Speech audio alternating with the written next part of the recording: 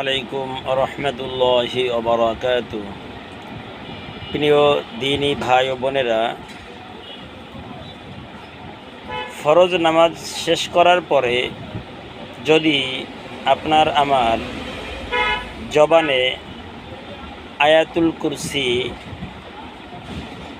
মনে না আসে, না পড়ি, তাহলে আমি মনে করি কিসের নামাজি, কিসের মুসলমান, কি বেহেশতের আশা করতে পারি আমরা।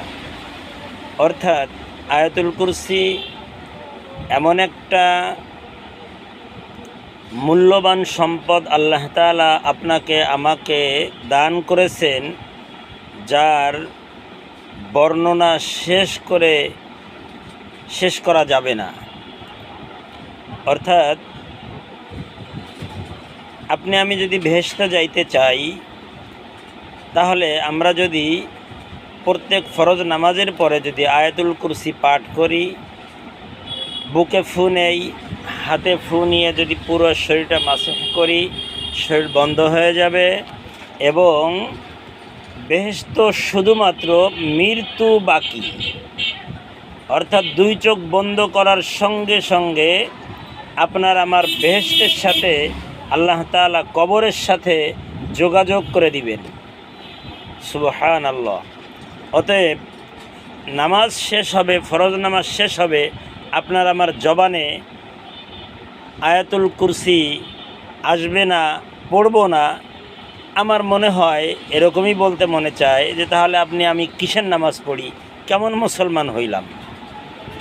অর্থাৎ অভ্যাস করতে হবে আয়াতুল কুরসি, ফরজ নামাজ শেষ, সালাম ফিরানো শেষ, প্রথমে আয়াতুল কুরসি পড়ে শরীর বন্ধ নিয়ে এরপরে বিভিন্ন তসবিহ তাহলিল আমরা পড়ব।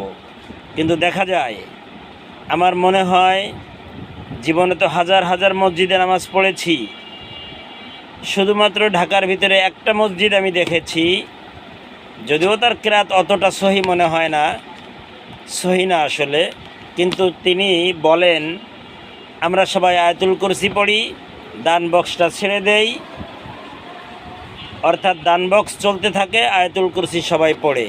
কিন্তু আরও সুন্দর হতো, আমার মনে হয় সেটা হলো এরকমের হলে যদি প্রত্যেকটা ইমাম সাহেব সালাম ফিরানোর পরে সজোরে আয়াতুল কুরসি পাঠ করবে, যেমনটি ফজরের পরে ম্যাক্সিমাম মসজিদেই সূরাতুল হাসরের আয়াত পাঠ করা হয়, ওইভাবে যদি প্রত্যেকটা ফরজ নামাজের পরে যদি ইমাম সাহেব আয়াতুল কুরসিটা পাঠ করত, তাহলে প্রত্যেকটা মুসল্লির আয়াতুল কুরসি মুখস্থ হয়ে যেত। আর যতদিন পর্যন্ত না হতো ততদিন পর্যন্ত সে তো হুজুরের সাথে সাথে মনে মনে পড়তো, তার আমলটা হয়ে যেত। অতএব ইমাম ভাইদের প্রতি আমার অনুরোধ, আপনারা সালাম ফিরানোর পরে আগে দোয়া, এই চিন্তাভাবনা ছেড়ে দিয়ে আয়াতুল কুরসির দিকে আপনারা একটু মনোযোগ দিন। মুসল্লিরা ভালো কিছু আপনার থেকে পাবে। আল্লাহ তাআলা আপনাকে আমাকে প্রত্যেককে সঠিক বুঝ দান করেন, আমিন। আসসালামু আলাইকুম ওয়া রাহমাতুল্লাহি ওয়া বারাকাতুহু। এবং রিকোয়েস্ট থাকবে, আমার মনে হয় এমন কোনো মুসলমান বাদ যাবে না যে আমার এই ভিডিওটি দেখবে, শুনবে, সে শেয়ার করবে না। কারণ শেয়ার করলে যতগুলি ইমাম সাহেব শুনবে, যতগুলি মুসলমান বান্দা বান্দি, আল্লাহ তাআলার বান্দা বান্দিরা শুনবে, প্রত্যেকে যদি আমল করা শুরু করে দেয়, আপনার নাজাতের ওসিলা একটাই মনে হয় যথেষ্ট। আল্লাহ তাআলা আপনাকে আমাকে সঠিক বুঝ দান করেন। আমার ফেসবুক পেজ অর্গানিক অলি ফেস্টি আপনারা আশা করি ফলো করবেন, এবং আমার ইউটিউব চ্যানেলটি SK space Masum space TV-2023 subscribe করে নেবেন প্লিজ।